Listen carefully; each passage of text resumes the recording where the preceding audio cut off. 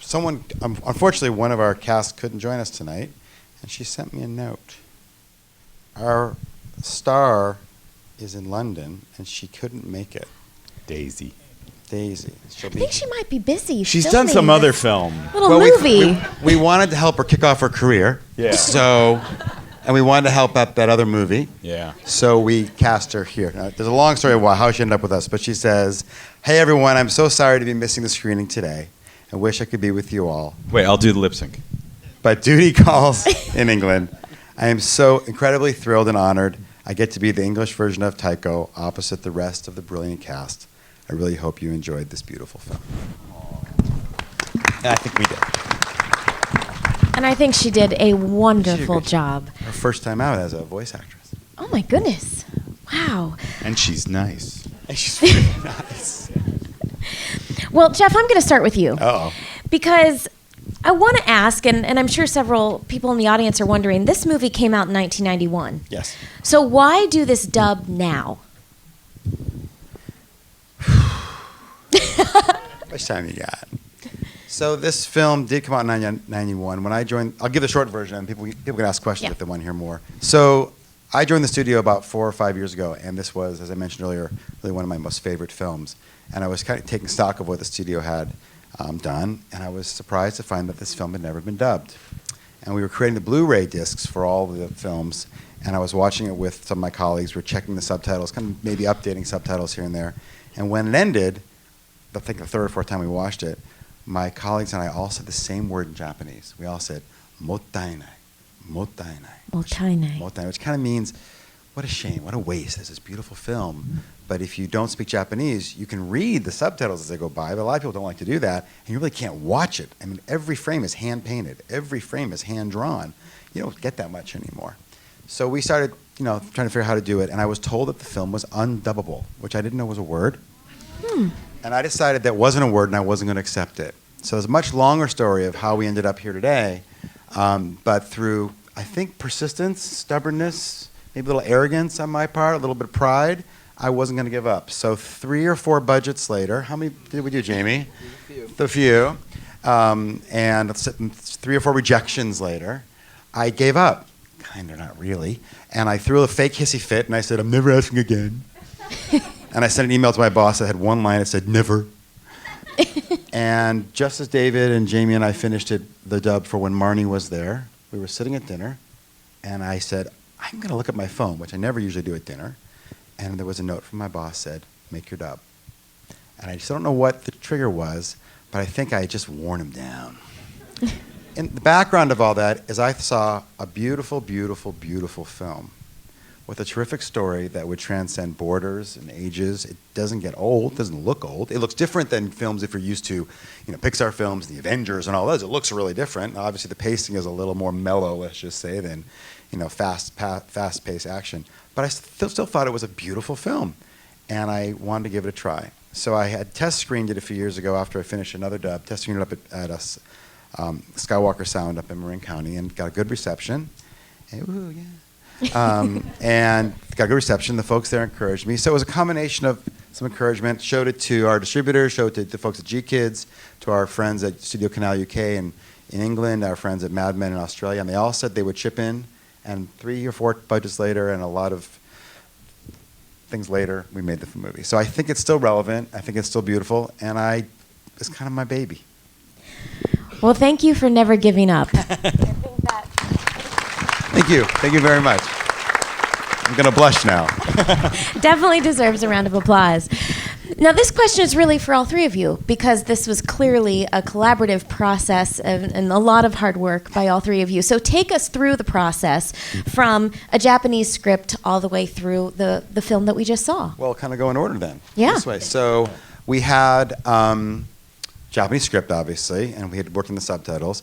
So there's a fellow who couldn't make it out here is in Tokyo, who is one of my translators, and he translates the script from Japanese to English, but straight across. So we don't worry about how long the lines are. We don't worry about is it going to be easy for people to understand? It's going to be just straight across menu. We call it a direct translation, and we polished that up. And then I gave it to him. Well, we had a budget and got it approved. You heard the previous story. I said hire Margaret Atwood. Don't hire me. Yeah, I think you said you'll do it for a case of wine. No, that was Marnie. Okay. Marnie, I cried. I ruined a shirt. Yeah. So I gave it to him. So then he takes over, and what do? I stare at it for a long time. I watch it frame by frame. My wife goes through and does all the time coding and marks when somebody starts speaking and when they stop speaking, and we work out syllables. But mostly, we just try to figure out the character, and kind of character comes first. But we try to get the lip sync to nail and with shapes. And I was trained as an animator first, so I was punished that way. And we kind of then I send it back to Jeff, and then Jeff gives me notes and says that's not really what they say there, and then I give notes on your notes, and then you give notes on the notes that I gave you of the notes. There were only 243 notes on this one last time. 800 and something. So we got better. And then but there's certain things where I think one of the biggest fight we had was over pineapple. Like today, they said, "What are your favorite lines?" And I said the lines where nobody talks. My favorite. I like those for 2 bits because I think the silence in this film is really powerful. There's incredible moments where also there's no animation. There's just the characters are so still, nothing moves, and it's incredibly powerful. After after she's slapped, and they just stare at her, and it's incredible. It gets me every time, and it also means if there's nobody's talking, that means I can go make a cup of tea. I have like an extra half hour in my day, so that's really good. And then, but the pineapple scene, I was like, she's so pleased that she knows how to say it. I said, it's off screen. We could have her say, you cut it this way, you do it that way, because she was kind of pleased. And Jeff went, no. Not in the Japanese, you can't do it. No. Even though I was going to do it. It's like if Takahata didn't want them to talk, then they're not going to talk. Because I feel I'm the protector of the original film, and so I send David out and Jamie out, go do crazy things, and then I'll rein you back. And then we let some of those crazy things survive, and we get that blend of the original and a little bit of spice. I'm always thinking, this might be my last one. I might lose my job on this, but it's going to be worth it. But we And changed do the it. tense. We changed the tense. We changed the verb. That was a tense, right? biggie. Well, Japanese is real different. You know Our one friendship question I nearly had? fell apart over the tense. Your friendship almost fell apart over a It was pineapple. very tense. Over the tense and the pineapple. Because she narrates in the, I don't know if anybody noticed, it's very strange, but she narrates in the present tense. In the Japanese, she narrates in the past Yeah, tense. it's very weird. How So, often do things not translate? Oh, Do you- often. all the time. The languages are as different can be. But let's finish the process. So you made it. Then we had the script, and then Jamie takes over. In the meantime, we've been working on the cast, and we have a casting director. Right. Don Hershey's not here tonight, but Don Hershey helped us out with the casting and did a great job. So once David, the casting process actually starts once David starts the adaptation, so that we can make sure we have all our ducks in a row. So, and in this particular film, a lot of kids. We used a lot of kids to play the kids. We used some adults to play some of the kids, and obviously adults to play the adults. So, so we take over with the casting and try to put everybody in place, the right pieces to the puzzle in place, and then we jump in the studio and start recording. It is a puzzle. And what's remarkable is this is the 5th one I've done, and finally beginning to figure it out. His scripts sync so well that the really only changes we're making, because you always give us alternatives, are where maybe the actor has a new take on it and a new style, and we'll make it fit. Damn actors. But if it goes, but if I've done my job well, I have very little to do in the studio by the time I get there. These guys take over. Our cast is remarkable. Jamie brought in his parade of champions on the voice cast, absolutely amazing, one after another. And because it's a Ghibli film, and we have some fans, people come in and they thank me for being in the film, and I very shyly say, thank you for being on the film. And she's, that's an example. I think I thanked you countless times. I just stopped listening after a while. So how long does the process take from start to finish? Days, weeks, months? And not including the 4 years to get the budget approved. Did I mention that yet? So I think we started in about February, March, and then you got it in about May, and then you started working on the cast in about June, and then we were in the studio in August, and then back in Tokyo in September. We put it all together, and there's invariably there's always some things you don't anticipate. So I think we packaged it up at the end of September. And also, I should say, there's one other crazy process in the middle, somewhere towards just before you get it. Me and a guy, John Sutherland, who Liz knows. Oh yeah. He and I scratched the entire film. What does that mean? Scratch means we do our terrible acting, and John and I pretend to be every character in the film. Horribly. It's really great. And Jamie's always great. You should act better. We don't laugh at them much when we're listening to it. No. They laugh at it a lot but not on purpose. And so we scratch the whole thing, and then we still massage it a little more, just one last time before. I'd say we get February to October, but the core of it is right in the middle. And one of the hardest things is we have, like we had Daisy Ridley and Dev Patel, are very busy, actors who are many places, and then we have lots of actors here in LA. Scheduling is really tough because if they're on a big film, I don't know, like a space movie or something, they may go away for months and months. We're grabbing them for a few days. But I will say something that you may not realize. The actors always tell me how much they love doing this because there's no hair, no makeup, no lights, no waiting, no camera. They're in front of a mic acting, and that's what they love to do. And you're often saying that, Jamie. They really seem happy in the booth. Well, one thing that you pointed out, and I was carefully listening, and it's true. Jamie and Jeff, you guys, we really sounded like a family. And if you don't realize, we didn't record together. We didn't even meet each other. And you're in it too. Yeah, it's all coming together now. Even though I bet your performance of Yaiko was pretty good. So, Jamie, is it a different process directing, Japanese anime or a Studio Ghibli film compared to, American animation, let's say The Avengers? Yeah, I mean, the process is different for the obvious reason that the actors are restricted to start and stop at a particular time in sync to to what's on screen. So if they're, if we're recording the film before it's animated, then the actors can do whatever they want and bring whatever they want to the characters, and the artists and animators take it from there. In this particular case, David puts together a very nice script. The actors get behind the mic, and then the actors bring a lot to it as well. They, they really take care in trying to put their performance into that box that we've put them in, the start and stop, and get the right feel, get the appropriate feel for the scene and the appropriate emotions, the appropriate acting for the particular scene. So. And the crazy long speeches they had to start and stop. So I think it's tougher for the it's probably a bigger difference for the actors than it is for me. They really have to kind of train themselves to reel themselves in and kind of take a different approach to what they're doing with the characters. And our engineers, we have several here. Our engineers do this miraculous thing where as we're recording, they're building the film. So first actors have the hardest job. They can't act with anybody. But later actors can be talking to English-speaking actors from earlier. And when we're watching it, there's this moment when you think, oh my gosh, it flipped from Japanese to English. Now we have an English film. And so that builds as well. But they never meet, which really surprised me the first time I did it. Well, I want to open it up to audience questions, but first I want to ask each of you, what does this film mean to you? Because one time I asked a fellow colleague at Studio Ghibli about, what is the meaning of, any particular film? And she said, well, we usually don't like to say the message because it means something different to every person. And we want someone to have their own interpretation of the film.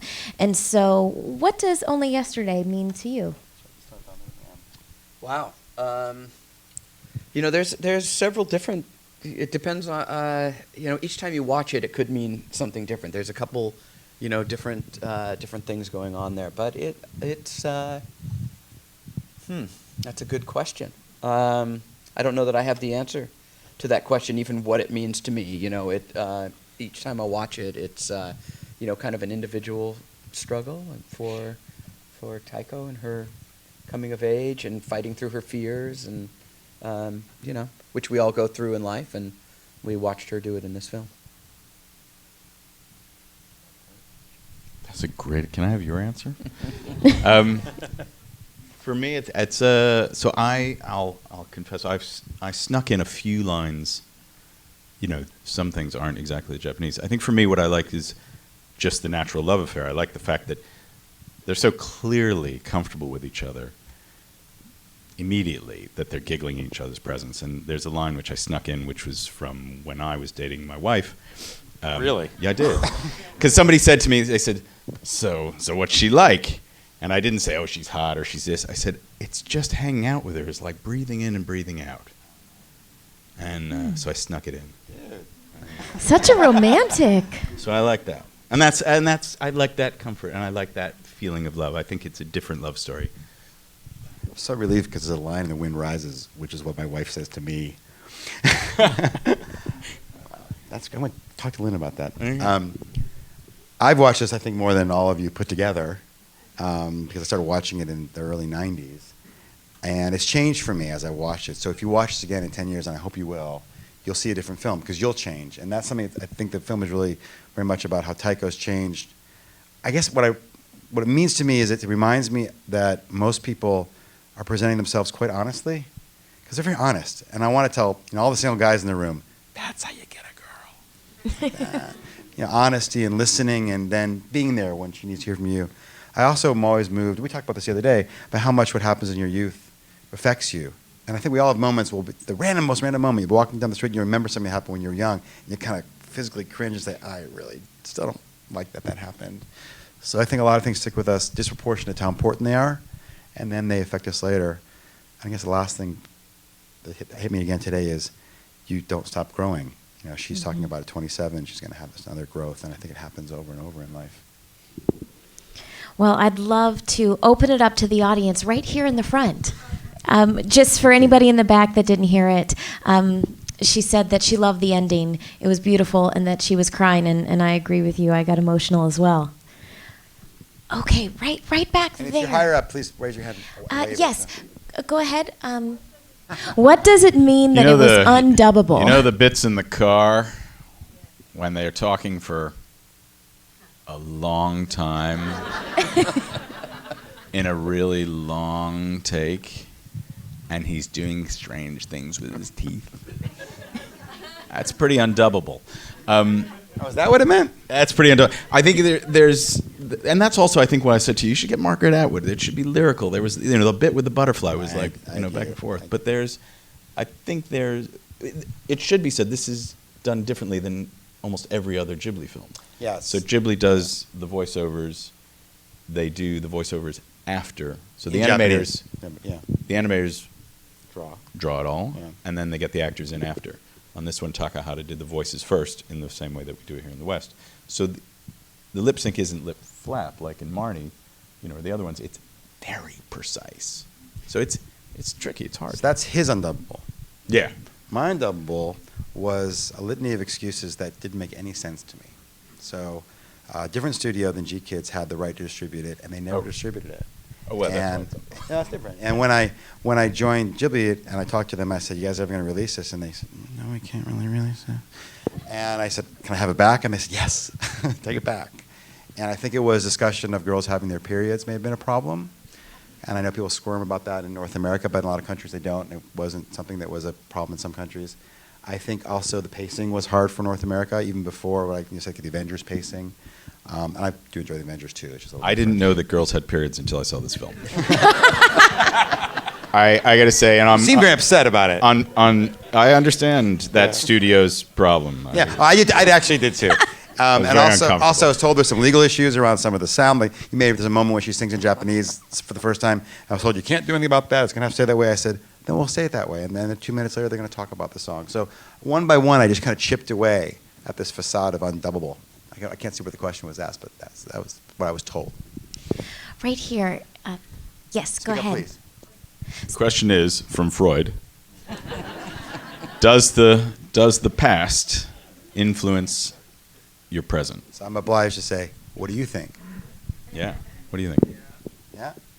Do you feel your past pushing you? Dr. Freud.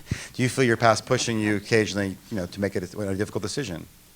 But I love that the present drives away, and the past is left behind. I'm gonna cry now. I know. I'm actually getting emotional as well. Yeah, perfect. Yes. Let's go way up high, but then we'll come back to the back. In the white shirt or sweatshirt. It's the first That's time a I've been at great question. I think everyone heard the question. Is this Ghibli's most introspective? Yeah, and I can say I've seen them all many, many times. Yes. Yes. Yes. Absolutely. Yeah, I'll tell you. Absolutely. Yeah. Yes. Yes. There's someone wearing black way in the back. Way in the Lift back it, and- camouflage waving. back In there. the Yes. back row. So that comes very much from Jeff and the translator, who say to me, she should be making fun of country yokels. And then Jeff does a country accent down the phone to me. in Japanese. That makes Show enough. That makes no sense. Actually, in Japanese, they also do it. So that was one of the easier ones. I'm sorry, I don't mean to do this. I don't want to be rude, but it was one of the easier ones. She does a country accent. Something actually more difficult about this movie is everyone in the country does a country accent. But what they do is, I'm always concerned that sometimes in American films, a country accent can be very sophisticated. And sometimes it can be used to make a character look not so intelligent. And it can be quite insulting to the character. And it's a cheat. Instead of the character showing their character, they use an accent to give the character.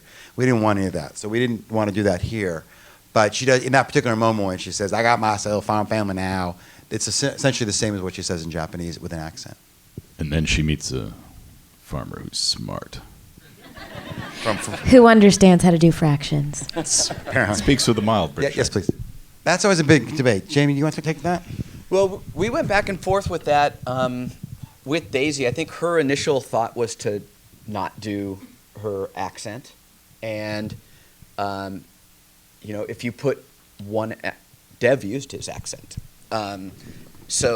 So we kind of went in a circle because we started with Daisy and we said, well, if Daisy uses her accent, do we have, where do we place everybody else? Or does it matter because she's just going to bring the character to life? So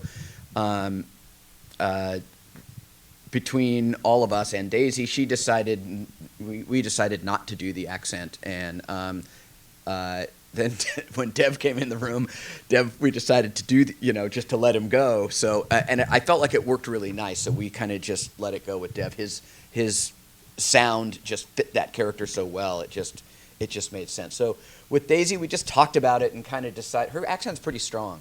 And we just kind of decided that, for her to round it off would be a good idea. She toned it down in Star Wars as well. She's Cockney all the way. Yeah. Well, it was interesting because my direction to to Dawn, our casting agent, I gave two directions. I said I want someone quite lovely and city, but not particular to any place for Daisy. And I need someone who can laugh into their lines for Dev's role because the Japanese actor was really good at laughing into his lines. And you taught me something. You pointed out that in several recent animated films, you'll have characters with a Scottish accent and an Australian accent and English all mixed up. So the biggest choice was not to do a big English accent. And the reason why my thinking was, if you do an English accent, Americans will hear an English accent right away and think Downton Abbey, Robin Hood. But if you do an American accent, Kevin Costner. Yeah. But actually, that ties in. That's true because we can mention the other Ghibli thing coming. But no, hold on. Sorry. Just a moment. But if you do an American accent, the world's kind of used to that. So I asked her to kind of, in a sense, drop the accent but keep the British lovely. And she worked really hard on it. We found a couple words that were hard, but otherwise I think she did a really terrific job. But it was a very complicated decision. Right here in the front. Go for it.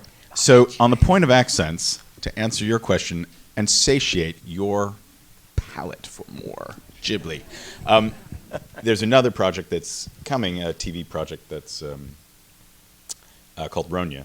And in that one, we went character first, accents don't matter. And there's, one guy is Scottish, one guy sounds Flemish, one guy they're a tribe of robbers. It's a very cool thing. It's by Goro Miyazaki. Based on a book by Astrid Lindgren. It takes place in some random medieval time. So we just in Scandinavian Shire. Maybe, yeah. Thing. So it's really cool. And on that one, we just went. So they're just a tribe of guys who seem to be from everywhere. It was like whatever fit the character. Personality, yeah. So so there's more coming. But to your question about Ocean Waves, it's the Blu-rays come out and working on digital print, and then we'll see. And what was the other one you mentioned? Gouge the Cellist. Oh, Gouge Cellist. That's gorgeous. Right now, we're just so happy to have done this. How about if I say that? But actually, Jamie and I and Jeff, and Ashley, we'll just come around your house and we'll, so turn off the subtitles so you can just watch it and we'll do the voices. Can I ask a question? Sure. So Ashley. Oh. So Ashley's our Yaiko. Thank you. You voiced for many years a character in each of the Star Wars series and done many other things. Tell us about your experience on this film. Wouldn't we like to hear that? Oh, goodness. Sorry, I didn't warn you of that. No, you know what I love about this film and so many of the Studio Ghibli films is that they actually feel like live action. And you go for acting first. And I love that because I get asked all the time, what advice do you have for voice actors? How do I become one? And I say, well, the first piece of advice is take an acting class because voice acting is acting. It doesn't matter whether you're standing in front of a camera or standing behind a microphone. There's some technical differences on how you give that performance, but it's still acting. And what I loved about this role, and taking nothing away from Star Wars because there's a lot of acting involved in that, but it just was very real and involved a lot of acting and such beautiful characters and such a beautiful story. And I'm just obsessed with Studio Ghibli, so I don't even think you finished the question. Would you consider being in our film? Before I said yes. Yes, I will. I don't even think you told me the character. I just said yes. She did. So it was just a beautiful experience, and thank you. Oh, you're welcome. Thank you Wow, for I including wasn't begging me for that, but yes, you're in welcome. this film. She was incredible because this character, there's lots of characters in this film. And I thought it was going to be so easy, and then Jamie pointed out that there were 700 children. Undubbable. Changing clothes over and over in the student council room and in the baseball game is endless. But the characters are so memorable. I mean, her character is very, very memorable. Yaiko is she's exactly the age she is, and you played really, really well. I'd like to ask that question. I was so impressed by the actors, and many come in and they're maybe if they're quite shy, which may surprise you, if shy actors. And the moment he gives them direction, they open up and they just act. It's a gorgeous thing to see. Well, thank you. Thank you. And you're the best. Thank you. Well, I saw one last hand right here in the front, so I thought we'd take one last question because I know it's late, and thank you guys for coming and spending the evening with us. So let's have one last question. Oh, I don't know. It's a great question. It's a plant bioengineer. He asked me a question I don't really know much about. The question was Miyazaki-san's role, Hayao Miyazaki's role and influence in this film. It's general producer. I mean, it was the early time in the studio when they were really doing everything together. But I don't know. I think it's interesting is many people in America especially know Hayao Miyazaki. He's made 10 of our films, very renowned. But I'm sure it was, we had a recent documentary about the studio, and Miyazaki-san commented that when Takahata-san makes a movie, the studio goes into chaos because he wants to make it a different way than every other film, a different way. Probably keeping things moving forward, probably moving it to completion. But just kind of maybe being a little bit kind of a Jiminy Cricket on his shoulder, a little bit conscious, I think. But it's just Isao Takahata's film through and through. And as you watch older films, you mentioned Ghost Chalice earlier, there are a few others, and then you watch later films, you can see these things flowing through them. I mean, I think probably the decision to keep the edges in the past scenes faded. I'm sure that there was a moment when Takahata-san looked at Miyazaki-san and waited, and Miyazaki-san went. I think we have that. If you film my one more, is there any more in the back? Because we didn't give you justice. You're not really in the back. Hold on a second. But this guy in the middle has put his hand up every time. Right here. That actually I think he needs to go to the loo. There you go. Yes. The question is, has Takahata-san seen the dub film? He hasn't yet. I say yet because although it seems like it was done months ago, it kind of was just done and it's been a crazy time. A lot of filmmakers don't watch their film even in their own language when it's done, but we are arranging a screening at the studio. People ask me if I'm nervous and if it bothers me, if I'm scared. I will hear probably first, oh, there was this thing and that thing and that thing. But I think he'll be proud of it, so I'm not going to worry too much. But he may watch it. His English is quite good. His French is amazing. So I'm thinking of just telling him it's going to be English, but putting on the French. Well, thank you all very much. Well, yes, thank you very much for so coming. much. Thank you for coming. Just a couple of thank yous. First of all, G Kids for organizing this screening. Round of applause for G Kids. Thank you, David. And also, everyone from Hot Topic, raise your hand. Where are you? We have a bunch You're of people wonderful. from Thank Hot you. Topic. So we carry Studio Ghibli merchandise exclusively at Hot Topic for films My Neighbor Totoro, Kiki's Delivery Service, Spirited Away, maybe something to do with a guy named Hal coming up. So some really cool merchandise, and soon to be this exclusive Only Yesterday t-shirt, which on the back says, I just saw someone like it was only yesterday. So His you lie, guys get man. it for free. So right outside, make sure to get your picture from the picture booth. And one more thing, if you like the film, please do share with your friends because our films are not as well known among your friends as maybe you know it. opening February 26th, because I really just want people to see it because I think it's a lovely film. Yes, please help us spread the word. So thank you guys for coming. Thank you to Jeff Wexler, David Friedman, Jamie Simone, and have a great night, everyone. Thank you.